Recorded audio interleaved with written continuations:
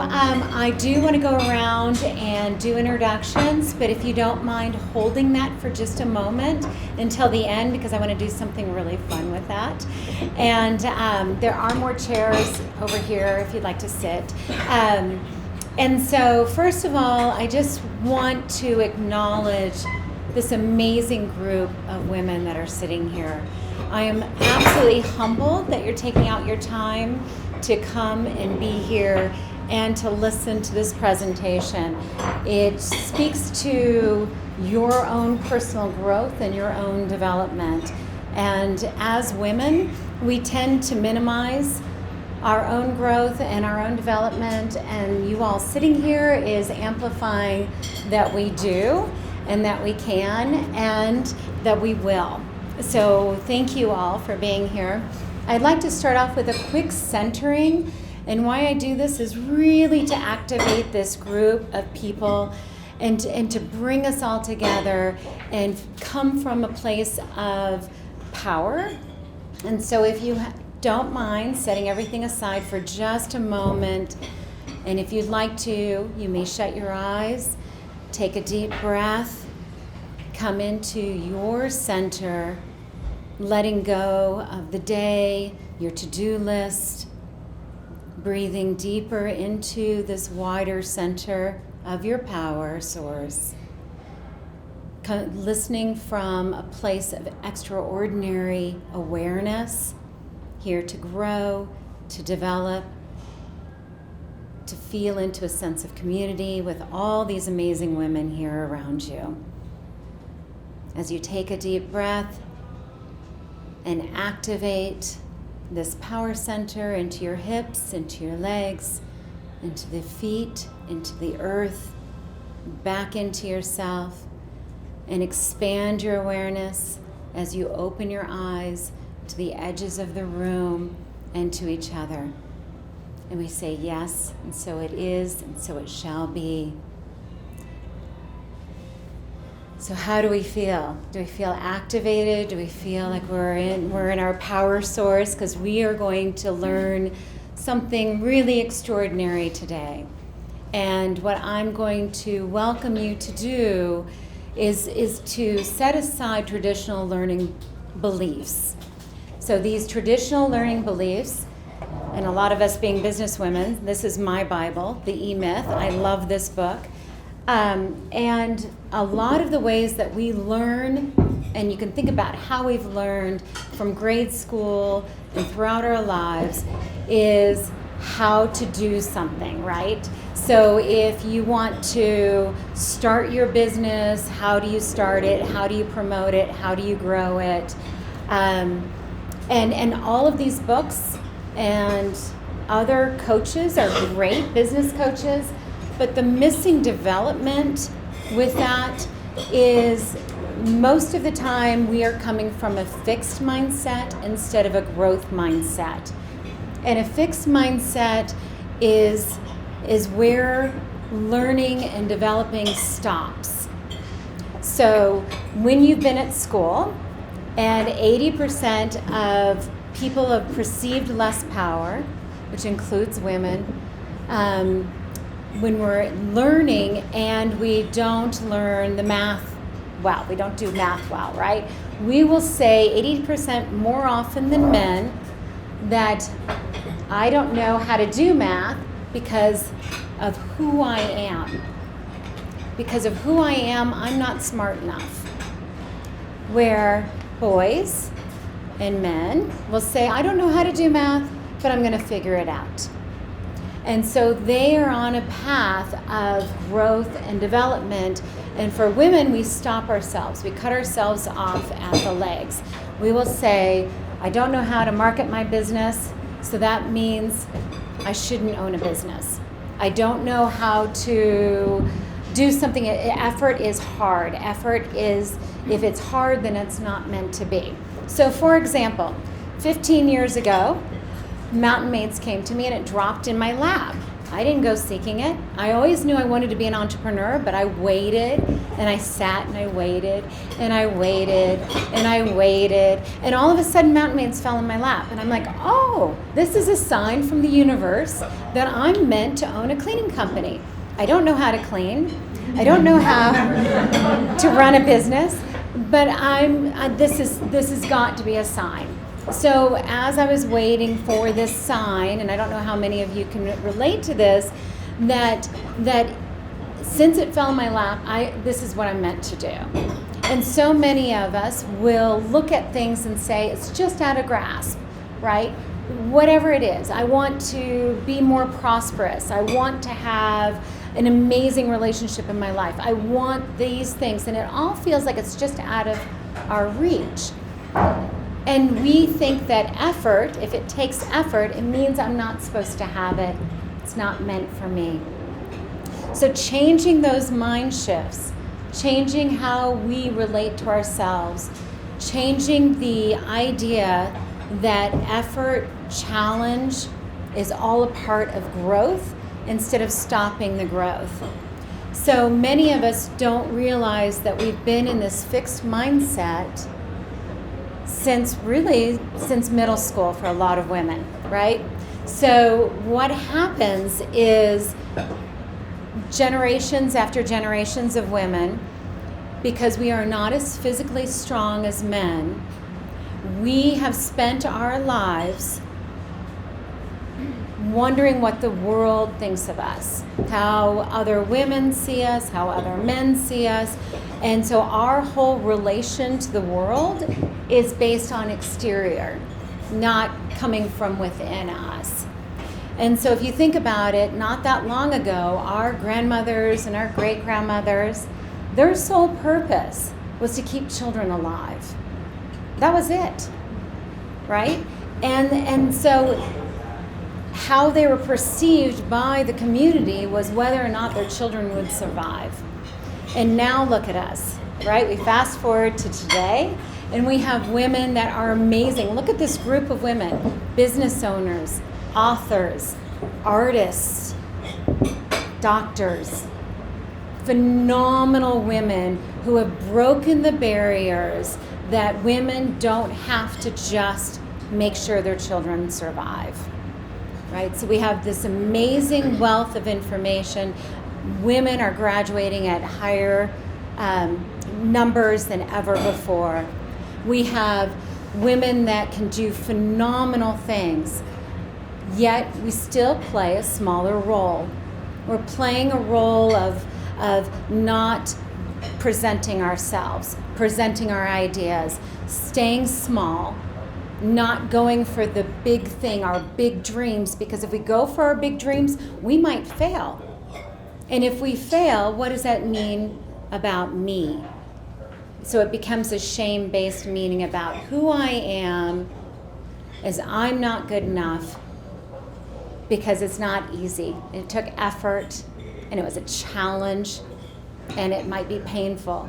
So any of us in here, if you've ever done anything that was worthwhile in your life, whatever it is, just think about women who have given birth, right? It's not super easy, right? But it's an amazing experience, right? It took effort.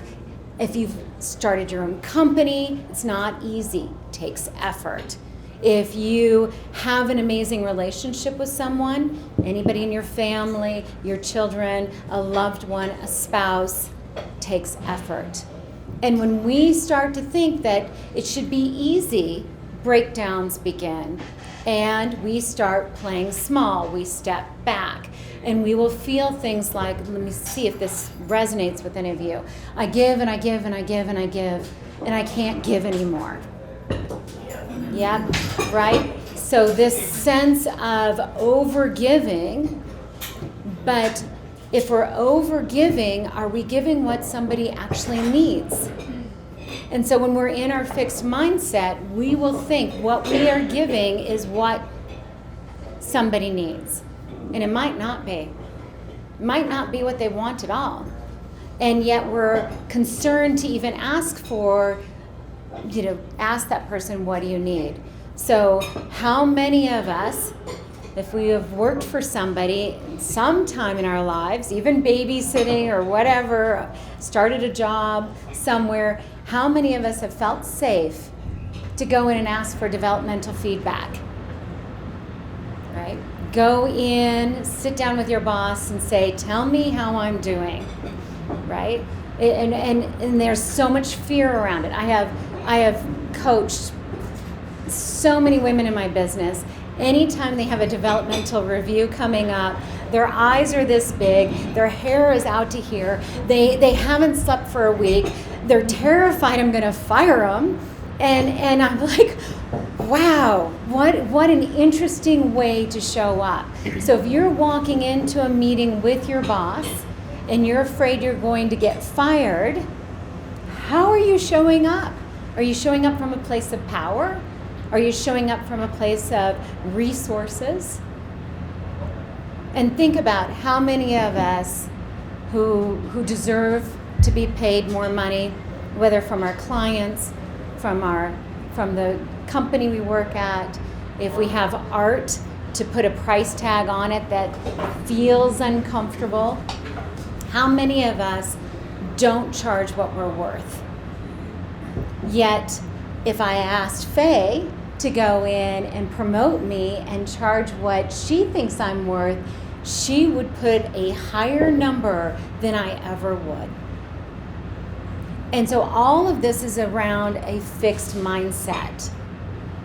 All of it.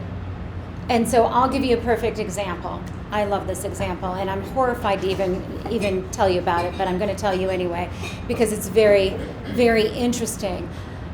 I was pregnant with my first child, so excited. Couldn't wait to have Emma. Life was beautiful, grand. I was radiant. Everybody was telling me how beautiful I was. I was so excited.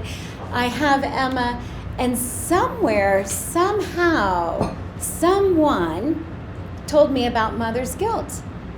And guess what I did? I signed the document. And I'm like, oh, sign me up for mother's guilt. I'm all in. I ate it with a big fat spoon. I'm like, absolutely. I love mother's guilt. Never heard of it before my whole entire life until then. So I was always damned if I do and damned if I don't. Whether I put my kids in soccer or I put them in music lessons, whether they went to Hawthorne, for all of you that know Hawthorne, I stood outside at 2 a.m. in a sleeping bag so my child could get into Hawthorne school. I didn't even do that for a concert that I wanted to go to. And here I am, zipped up, in a lawn chair, going, I hope I get in, because if I don't, I'm a failure. And I lived this for 22 years. 22 years I showed up in mother's guilt. So how did that look for me? Right? So I looked from my children's perspective, and my perspective to my children is I looked at like I was confused. I couldn't make a decision. I was paralyzed to give them guidance. Right? I showed up in a place that wasn't resourceful. As a powerful self that I am. And I would tell myself, I'm a good mom. I know I'm a good mom. Gosh darn it, I'm a really good mom. And then I would show up. How? I would be like, am I doing it right? Do I need a course correct? Did I do something wrong? And think about that. For 22 years, I bought into this. And then one day, this program came to me, and I learned about self-leadership, and I learned about a growth mindset. And I decided to say to myself, gosh, I wonder what it would be to be an imperfect mom. Just to be imperfect. To be perfectly imperfect. Wow, the whole world released. This whole opening released. This amazing world of beauty and light and love, and to love my children, came to fruition. It was really magical and powerful, and it was two words. I'm perfectly imperfect. And when I start to watch the old patterns, I'll bump up against them again, right? So should I do this with my kids, or do this, or do this, or do that? I'm like, nope. So it'll show up, and I'll have to be curious. I'll have to suspend judgment of myself and open up the possibility and the curiosity that I can be imperfect. I have talked to so many business women that believe they have imposter syndrome. Okay? That somebody, it's like the Wizard of Oz, and he's back there with all the dials, and he's like this tall, and this is great Oz, and somebody pulls the curtain back and is like, oh, it's you. You are not this great Oz. You are this little person on a step stool turning dials. And I cannot tell you how many business women who own businesses will talk about this imposter syndrome. So if you have imposter syndrome and you believe it and you've signed the dotted line and you're eating it with a big fat spoon and you're showing up to your clients and you're saying, I'm great, gosh darn it, I'm great. I can do this, gosh darn it. Show up to your clients and be like, I have this great product and I'm going to charge you 20% of what I'm worth. Right? Or I'm going to give this great presentation, and they bought from Faye instead of me. Thank you, Faye, for being here. And they bought from Faye instead of me. And then what does that mean about me as a business owner? I will put shame-based meaning back on myself that it's because of who I am that I'm not good enough to sell. It's because of who I am, I don't have a product worth buying. It's because of who I am that I have imposter syndrome. And so do you see that? Do you feel that? Do you feel the difference in that? How you're showing up in a fixed mindset, and however we bought into it, most of us buy into it in middle school, by the way, because middle school is so much fun for women. It's so much fun. It's a blast. So somewhere in middle school, we were told whatever we were told from our girlfriends of however we are, and we either changed to adapt to be more likable, or we were picking on people, or whatever we were doing. But at that pinnacle moment, we created a mindset about ourselves that either we have to go alone, that nobody's out there to support me, or I give and I give and I give and nobody wants what I have to offer, or that I'm not good enough, I'm not smart enough, I'm not pretty enough, I'm not fast enough on the track team, whatever it is. So in middle school, we made these fixed-based meaning, and we have stunted our growth because of it. How many of us have played small? I have definitely played small. Totally played small. And how many of us feel like we are alone and isolated and people don't really understand who we are, what we stand for, where we're going? And how many of us feel like we don't have enough time or enough money or enough resources to make things really happen? And so I am going to challenge you in this group to start seeing those old patterns, and if they keep showing up, and it could be different things, and it's usually about outside world. My clients don't want what I have to offer, right? I don't know how to do marketing. My children hate me. No, they don't. But whatever those beliefs are, it will keep showing up in different ways. And so when you bump up against it, you'll know, because it's going to trigger stress. And you'll tell a girlfriend or a friend or your significant other, well, this person did this to me. And then you'll start to see the repeat patterns. And there'll be different people, but it keeps kind of happening. Like, oh, I give and I give and I give, and they just don't want it, or whatever the story is, right? So when you start to see the patterns, pay attention to the pattern, because it's like a record, and we're in these deep grooves, and we need to kick out of it. And the only way to really kick out of it is to, first of all, recognize it, like me recognizing I had mother's guilt, bought into it, I'd recognized it. And then realizing when I bump into it, I don't have to drop back into that deep groove. I can stay out of it. And I can stay out of it by radical empathy for myself. Appreciation for the 22 years that I lived in mother's guilt, because it brought me to who I am today. Without that mother's guilt, I wouldn't be the person I am. So I appreciate it, but I don't need it anymore. It doesn't serve me anymore. So now, how do I want to show up? How do I want to grow? What do I want to do? And all of these things through self-leadership change your trajectory. It makes you stop waiting for the thing that's right here.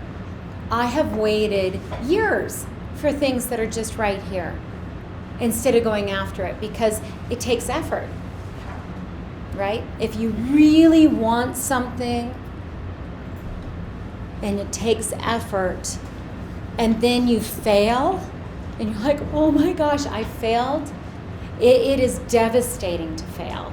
It is devastating to go for your dream and fall on your face. And how many of us have experienced some form of falling on your face, and how devastating it is, and you don't want to tell anybody, and you're like, oh my God, I hope nobody saw that. I fell. But by falling, we learned what it meant to do something not right, and we can course correct, and we can drive brilliance from it. If we don't fail, we're not trying hard enough. When we're really, really stressed, they were talking about the Navy SEALs, that push their bodies to incredible stressors. They say that when we are so stressed and really, really stressed, we're only using about 30% of our stress. Where we think it's like a 550,000%, we're only using 30%. So if we sit in that stress and say, this is growth, what does that growth look like? This stress is good. This is telling me something. It's telling me it might be worth it. It might be worth it to expand my business. It might be worth it to ask for the raise. It might be worth it to put a price tag on a piece of art that is actually what it's worth. And stop playing small. Stop holding yourself back. And be with women like we are in this group, where we support each other and we see each other's brilliance and we talk about who we are. How many women will you go out with and you call them up and you say, I really want to bounce an idea off of you. We're in the same industry. I'll just pick real estate because there's lots of people in real estate. Let's just take that one, not because Courtney's here. But you're in real estate and you really want to collaborate with somebody else in real estate, and you call them up and you're like, I really want to work with you. I want to bounce some ideas off of you. And that person says, I don't want to talk to you because you're my competitor. Right? And as women, we tend to think there's not enough clients. There's not enough for everybody, and there is so much for everyone. So I'm going to do something to have you guys have a small experience, but I'd really like to offer this to you, and if you don't want to do it, you don't have to. But when you go around the room and introduce yourselves, I would like you to say your name, and if you work for a company, what your company is, and I want you to tell us all what you're brilliant at, and then what your growth edge is. So it'll look something like this. I'm Molly Whalen. I own Synergy Growth Group. I am absolutely brilliant at speaking. I love it. And my growth edge is that I am trying to overcome and working to overcome mother's guilt. So that's me. And then if you feel so compelled, if I was listening to that, and you feel compelled, I will do it with the next person. But I'd like us to amplify each other's brilliance. So if one woman in here, as one speaks, would raise their hand to amplify that person, I would like you to try it. And it would go something like this. Molly, the brilliance I see in you is you are captivating and you are holding an audience of amazing, powerful women in Bozeman. And doesn't that make me feel good? Doesn't that feel good? And as women, we tend not to do this with each other, so I'd really like to ask you to try it. If you don't want to, you don't have to. You can skip. Whatever you'd like to do. This is just an offering. So would anyone like to start? I will. Okay, great.